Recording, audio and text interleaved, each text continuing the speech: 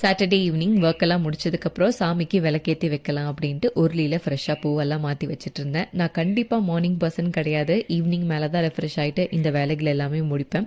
முடிச்சதுக்கப்புறம் ஃப்ரெஷ்ஷாக ஒரு டீ போட்டு குடிச்சிருந்தோம். எப்போவுமே வீட்டில் படம் பார்க்குறதா இருந்தால் நான் ஒரு படத்தை கூட முழுசாக பார்க்கவே மாட்டேன். அப்படியே பாதியிலே எந்திரிச்சு ஏதாவது ஒரு வேலை அப்படின்ட்டு போயிட வேண்டியது. பல மாதமாச்சு. சரி கொஞ்சம் மைண்ட் ரெஃப்ரெஷிங்காக இருக்கும், வெளியே போயிட்டு வரலாம், ஏதாவது மூவிக்கு போகலாம் அப்படின்ட்டு டூரிஸ்ட் ஃபேமிலிக்கு வந்து புக் பண்ணியிருந்தோம்.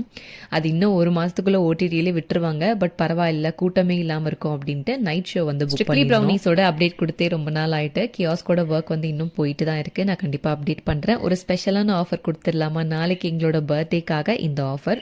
இன்றைக்கும் நாளைக்கும் நீங்கள் 500 கிராம்ஸ்க்கு பேமெண்ட் பண்ணிங்கன்னா 750 கிராம்ஸ் ப்ரௌனி உங்களுக்கு காம்போவாக வந்துடும். ஸோ புதுசாக ட்ரை பண்ணுறவங்க கண்டிப்பாக இந்த ஆஃபரில் வந்து ட்ரை பண்ணி பார்த்துருங்க. ப்ரௌனி ஆர்டர்ஸ் பிளேஸ் பண்ணணும்னா ஸ்க்ரீனில் இருக்கிற வாட்ஸ்அப் நம்பருக்கு காண்டாக்ட் பண்ணிக்கோங்க. அன்னைக்கு நைட்டு இந்த மூவியோட ஸ்பெண்ட் பண்ணி முடிச்சோம்.